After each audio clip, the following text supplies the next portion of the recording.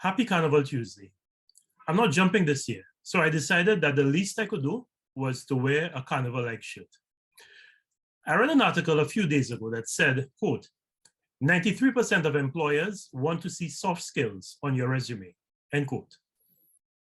Among the soft skills that they listed, communication skills was number one, followed by customer service.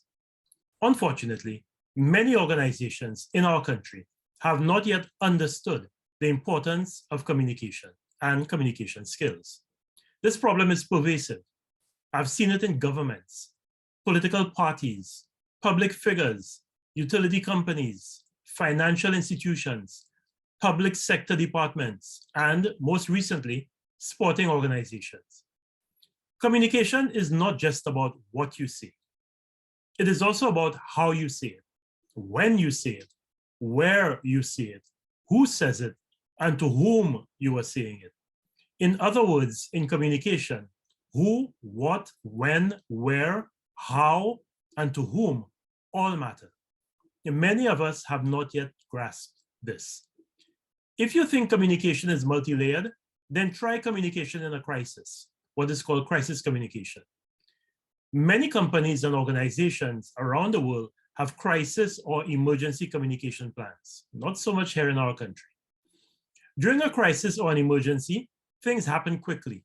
And in this era of social media, information spreads quickly. Your ability to get and stay in front of the evolving story and ensure that the public narrative correctly portrays your side of the story are very important. The Crisis and Emergency Risk Communication Manual of the Centers for Disease Control in the US lists 6 principles of crisis communication.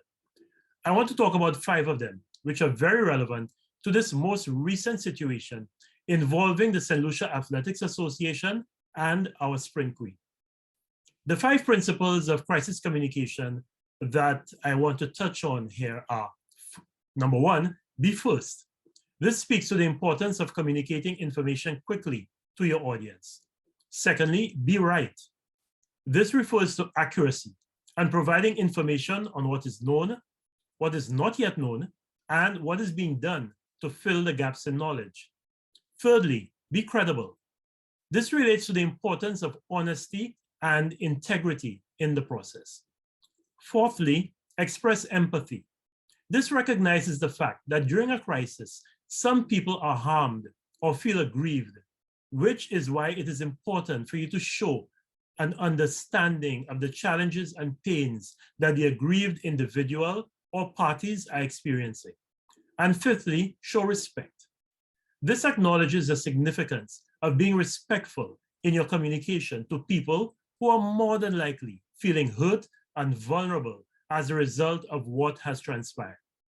This also encourages cooperation and goes a long way towards healing and recovery.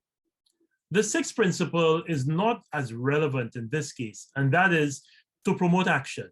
And it speaks to giving people things to do in order to calm anxieties and restore order during a crisis. The response from the St. Lucia Athletics Association to the crisis of St. Lucia's Sprint Queen showing up at a major international meet, facing stiff competition from a trio of Jamaican powerhouse sprinters, and not having the right kit to race, and subsequently false starting and disqualifying in her semifinal, followed none, absolutely none of the principles of good communication, much less acceptable crisis communication. I'm sorry, SLAA, but that response was not good. And I'm being very kind, much kinder than you deserve from the tone of your press release. I keep saying that we can do better and we must do better. And I will stay on that theme, that message, until we actually start to do better. We must hold ourselves and our leaders to higher standards. There must be greater levels of accountability. These displays of imperiousness that we see from so many when they assume positions of leadership in our country, be it in government, political parties, public service departments, private sector organizations, or associations, are unfortunate and do nothing to move us forward. People who are elected to serve need to understand that the people they are serving are as, if not much more important in the organization than they are. A final word to our leaders. You may want us to believe that you are infallible, omnipotent, and omniscient, but we know better, even though we may not always behave like we know better. We do not expect or believe that the ordinary individual who was one of us yesterday has suddenly been transformed overnight into Superman or Wonder Woman just by winning an election in a club, an association, or at the end of a 5-year political cycle.